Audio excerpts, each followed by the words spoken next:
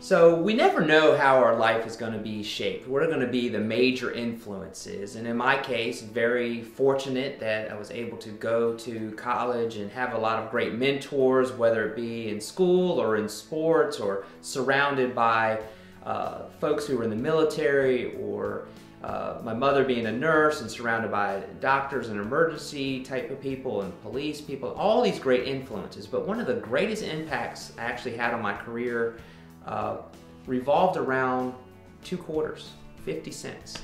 And as the story goes, we were after freshman year in college, myself, my best friend, and we also had another friend going with us, and she needed a ride to Grand Central Station in New York City. So we went into the city so that she could catch a subway out to Connecticut.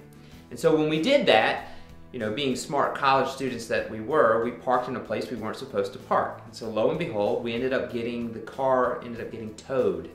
And we watched it go away, and there it went, along with our wallets and everything that we had, basically. And so it was getting dark, and the storm clouds are building around us, and here we are, 2 young college students in the middle of Manhattan in New York City. And so off we go to start walking very far to the docks, which is where they impound your vehicles. And so we're walking through, and we go through an area of town called Hell's Kitchen. And it's getting darker, it's getting scarier, and all these sorts of things. And we come up, and there's some, I'll call them gentlemen there, are New York City squeegee men. And what they do is when cars stop, they go and they spray a little something on your windshield, and they wipe it off, and they expect some money in return.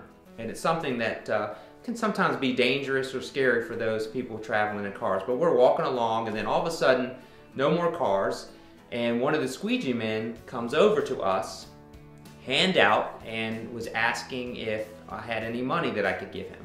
Well, I was sort of at a little bit of a breaking point, having driven all the way from Virginia to New York City at that point. So that was like a tipping point for me, where I'm like, no, not only do I not have money, I'm walking here, they towed my car, they wouldn't let me get the car back and just go and just, yeah, all this. And he looks into my eyes, and he reaches into his pocket, and he hands me 2 quarters.